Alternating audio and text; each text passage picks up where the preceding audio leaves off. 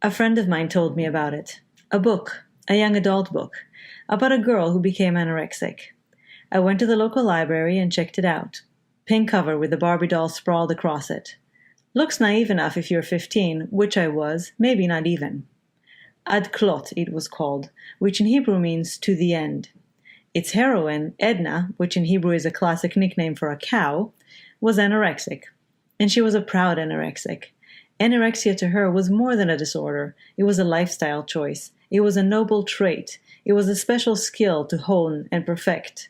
In Edna's mind, she was a noble queen who ruled over her kingdom full of people who didn't have self-discipline or strong enough willpower. Edna loved her disorder and considered it her greatest achievement. I don't know if it was written in a satirical way. I don't know if it was supposed to be read as a piercing indictment of our shallow modern society. Maybe I would have read it entirely differently today, though I was a pretty sophisticated teenager. But I was also anorexic, which rendered my cognition compromised, at least in all areas that had to do with body, food, and weight. And I saw that book as my Bible. I sympathized with Edna. I loved her approach to her disorder. It made me feel empowered. I didn't have access to the internet until I was 18.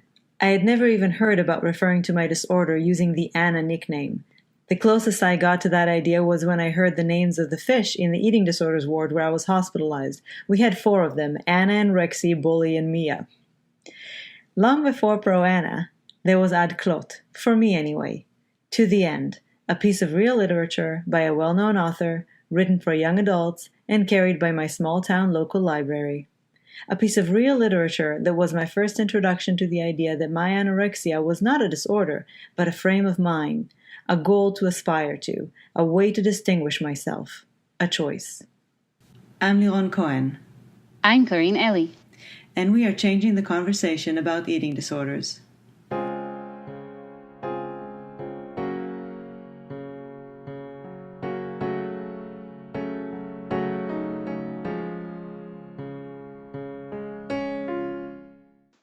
I found it particularly interesting that you described this book as your Bible, especially given that much of the discussion about pro-ana websites focuses on these websites' provision of rules for maintaining eating disorders. Did you feel that this book also functioned in a similar way? No. What I personally meant when I said Bible was not so much a book of guidelines, but rather a book of meaning, of values, of purpose, a guide to a spiritual path. But it's a very interesting distinction that I'd never thought of before. You say spiritual path. So were there almost religious elements to this book, to the way that this book depicted anorexia?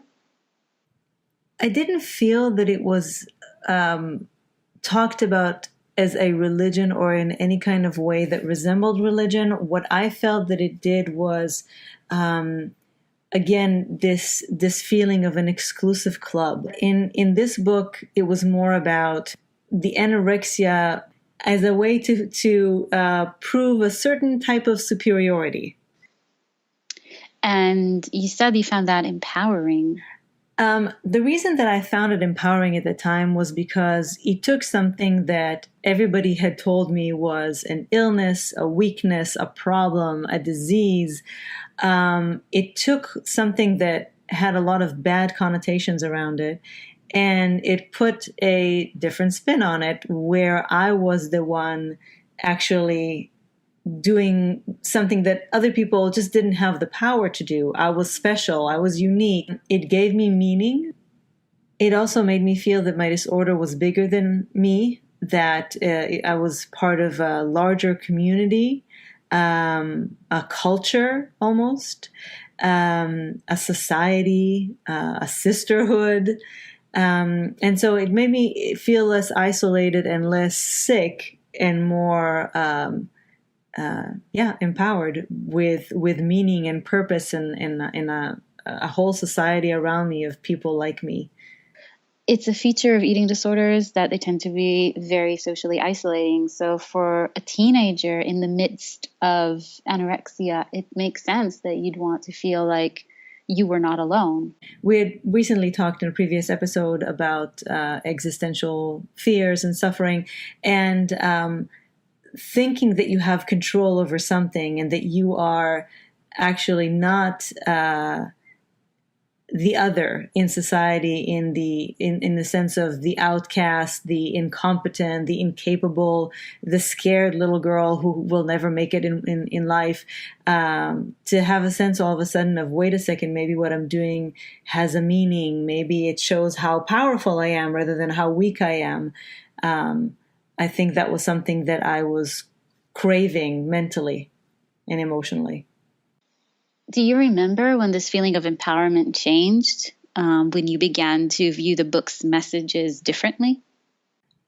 It took a couple of years of living with a disorder, and for this illusion, for this kind of a honeymoon to dissipate once I had enough time to experience the misery, the depression, the suffering. To understand that the anorexia was not my friend or a way for me to empower myself, but that it was actually killing me very, very slowly and on every level, mentally, emotionally, and physically and spiritually. And you've made an important point as well about how mainstream literature, in this case, a book written for young adults, that propagated pro-anorexic discourses, could receive cultural validation, whereas texts generated by sufferers on pro-anorexia sites do not receive this validation. I think that it's not even literature so much as it's everything the mainstream pushes out there. Even when you think about all the magazines that every time I go to the supermarket and I see, how to lose 20 pounds in 1 month, or, it's talked about all the time in every possible form of media. So it's not even just because this is supposedly a high form of art, literature.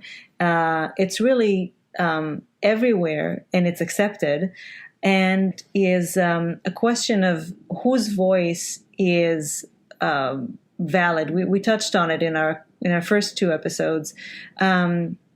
When it comes from healthy, quote unquote, people directed at, again, quote unquote, healthy people, then that seems to be accepted. But when it comes from a person with a disorder, it's perceived as perverse, or it's almost as if people who are sick, if you look at it as an illness, or who have a mental illness or have a mental disorder, shouldn't have agency. The story that I'm about to read focuses on legislation against pro-anorexia sites and why it might be problematic. In 2015, the French National Assembly passed an amendment to a public health law.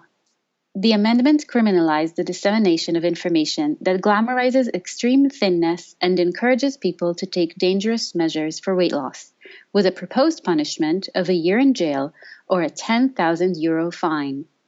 Legislators explained this law was meant to protect young girls from the dangers of pro-anorexia or pro-ana websites. News media outlets described the law as banning pro-ana online. I'm not sure what impact this law actually had on French pro-ana sites. English-language news media, at least, never followed up. However, one notable impact of this law occurred immediately after it was passed. It led to a public discussion in blogs and news media of the complexities of pro-ana sites. Since the early 2000s, when the attention of mainstream audiences was first drawn to pro-ana online, academic researchers have questioned the so-called common sense understandings of what pro-ana was about. In 2003, researcher Karin influentially argued that pro-ana sites were sanctuaries for sufferers. This insight was revisited and elaborated in studies that followed, studies that problematized the easy equating of pro-ana with harm, showing that pro-ana sites provided people who have eating disorders with social connections and supports. These understandings of pro-ana were central to critiques of the French law as well.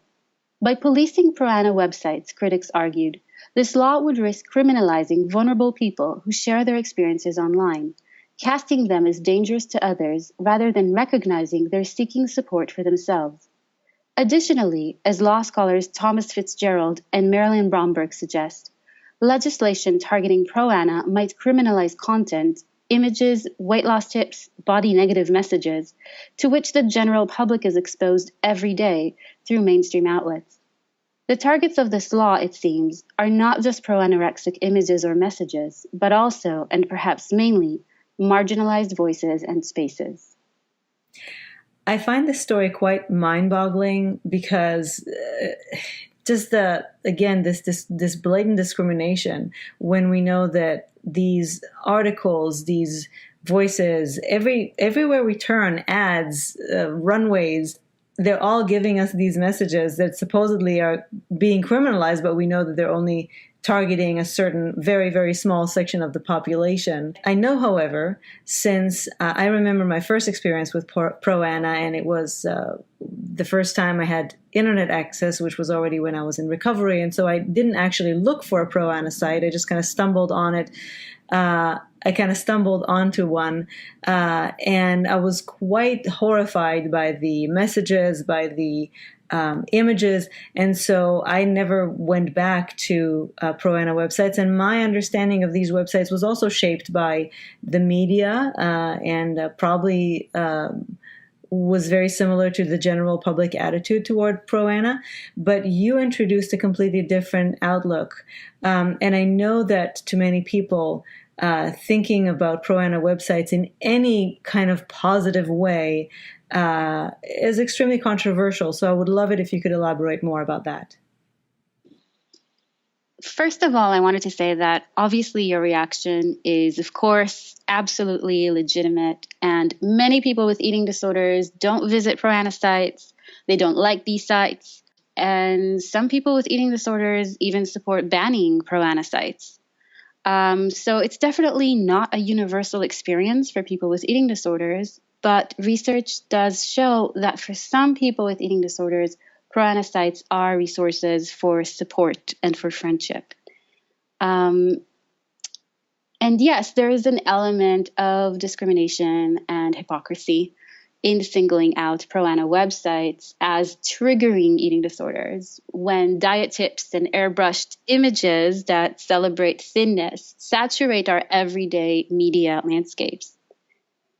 Thinking back to my experience with my book, or even my experiences with movies, as we discussed in the last episode, obviously to me, a big part of that, as we've talked about it, was these imaginary friendships, or feeling like I was part of a society or part of a bigger movement or a culture. And so it sounds like I could see how people could come onto these sites thinking they were going to get something specific out of them, but then getting, again, that feeling of coming out of isolation, of bonding over a shared experience, which goes much deeper than just, weight loss tips and things like that, but truly going into the suffering, into the fears, everything that we've discussed. So I can see how it could on the surface look like one thing, but then actually end up being a support system for people.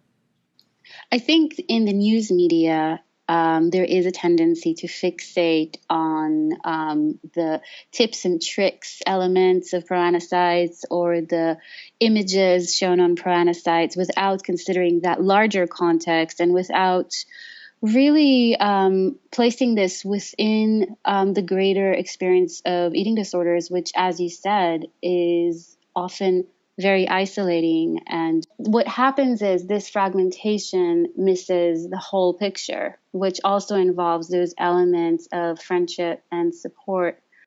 You were talking about how mainstream media frames Pro-Ana. Do you think that there is an element of misogyny and sexism to this kind of framing into the public attitudes toward Pro-Ana and to laws such as the French law? As we discussed before, there is this element of discrimination, hypocrisy, where certain people are allowed to propagate certain texts and certain images, but not if these people happen to suffer from an eating disorder. But I also think this connects with earlier understandings of anorexia as contagious and of young women as unable to employ critical readings of the media. For example, in 1996, Abigail Bray wrote a really influential paper called Reading Disorders, which problematized this construction of eating disorders as something that can be passed through text, through reading a magazine article about a thin celebrity, for example. And so she wrote about it from a feminist perspective that problematized the way that young women are constructed through these media stories about how dangerous the media are. And similarly, Eliza Burke wrote an article a decade later about how news media depict anorexia as a form of contagion that women can pass from one to the other, and specifically as contagion that is propagated simply by seeing another woman who's thin or seeing an image of a thin celebrity. So I think these ideas of contagion that existed even before Pro-Ana was talked about actually inform the way that Pro-Ana is understood and framed both in the media and in policy.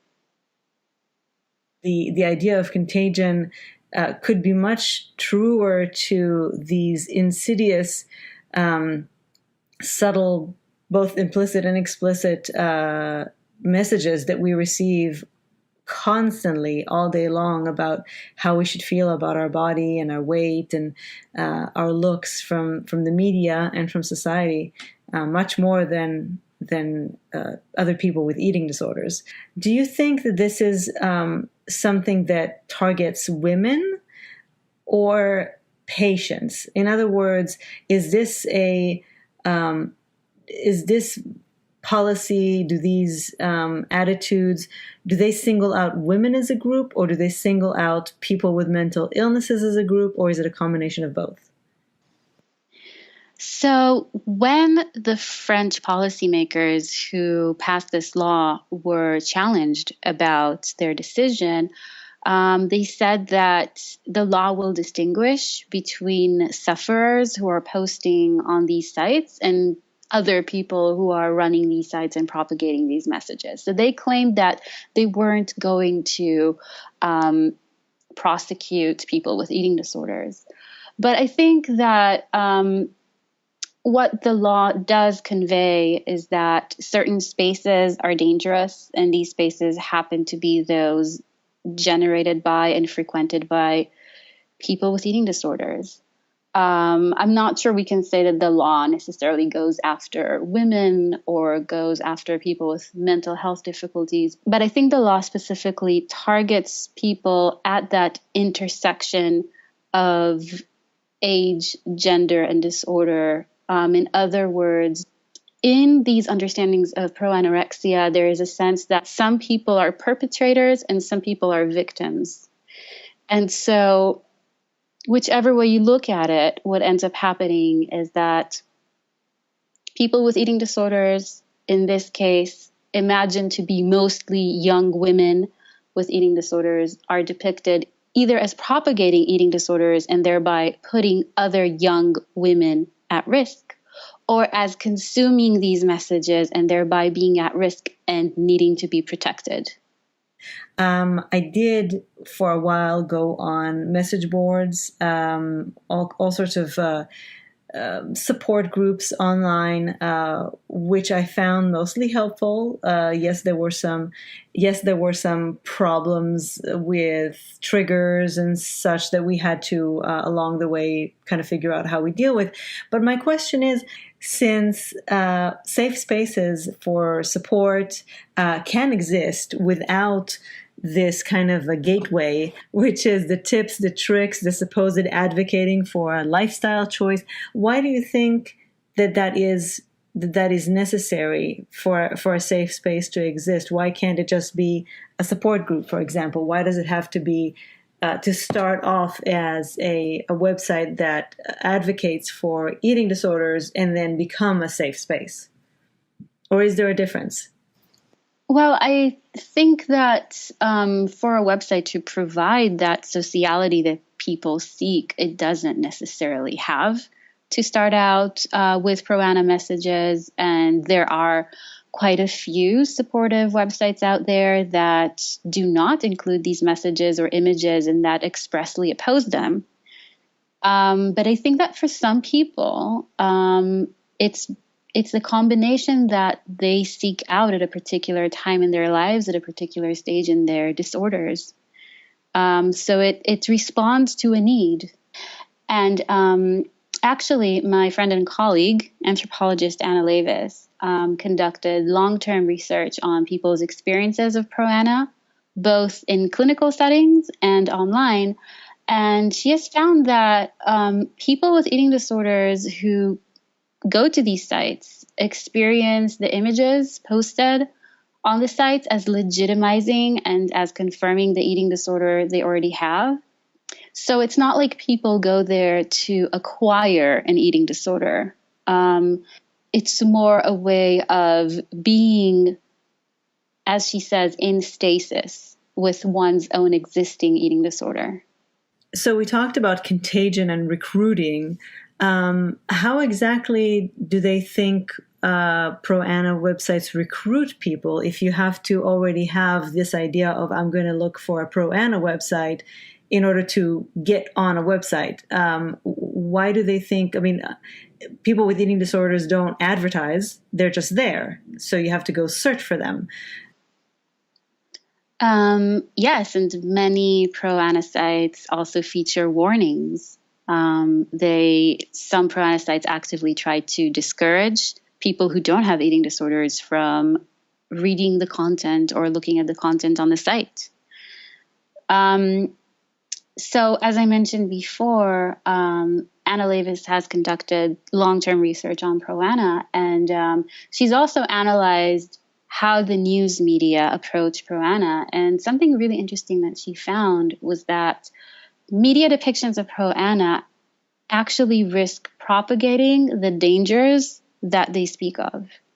So she has suggested that these media interpretations that claim that pro-ana sites are contagious end up drawing new audiences to pro-ana sites.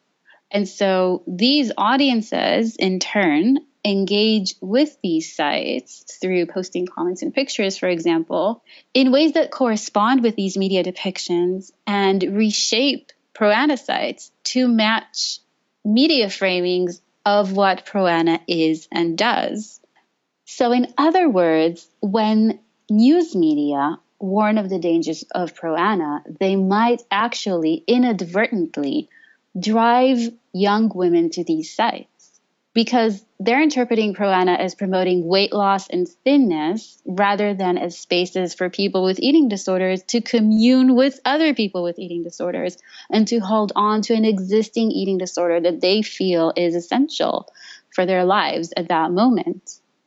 Finally, I think what a lot of people are worried about, besides the recruiting of healthy people and turning them into people with eating disorders, I think a lot of people are worried about people who already have an eating disorder going on pro-ana websites and the website encouraging them to not only continue with the eating disorder, but even commit to it even further, taking it more into the extreme, having less and less of a reason to want to recover.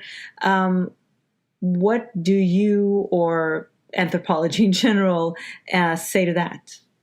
I don't know if anthropologists working on eating disorders would necessarily have one answer to this, but I think that ambivalence is a central part of eating disorders. People often have a love-hate relationship with their disorder. They both want to recover and to maintain the disorder at the same time. And you can also see that in the way that people talk about pro-anorexia. So this ambivalence is part of having an eating disorder, and pro-ana is one space in which it occurs, but it also occurs in other spaces. It occurs in clinics, it occurs in hospitals. This ambivalence that you're describing is actually an ambivalence that I know personally from how I felt about my actual eating disorder. At the same time, part of you wants to get better, and at the same time, part of you is holding on for dear life, not to let your disorder go away. So I think you're very, very right. I think this is a disorder of contradictions. So thank you for beginning a conversation about this very complex and quite controversial topic of pro-ana. And in our podcasts this far, we've mostly talked about anorexia to a large degree because that is the experience that I personally have had. In our next podcast episode, we will start talking about the fluid boundaries between the various eating disorders because they're not necessarily as fragmented and isolated, each and every one of them, as society or private health insurance companies would like to think. Thank you. Thank you for joining us in Changing the Conversation. Feel free to email us at any time with comments, questions, or anything else to changetheconvoed@gmail.com. And don't forget to subscribe to our podcast and follow us on social media, where we also have links to other resources and further reading. Look for Changing the Conversation About Eating Disorders on Facebook and at ChangeConvoED on Twitter. We hope you join us again for our next episode on the first Tuesday of next month.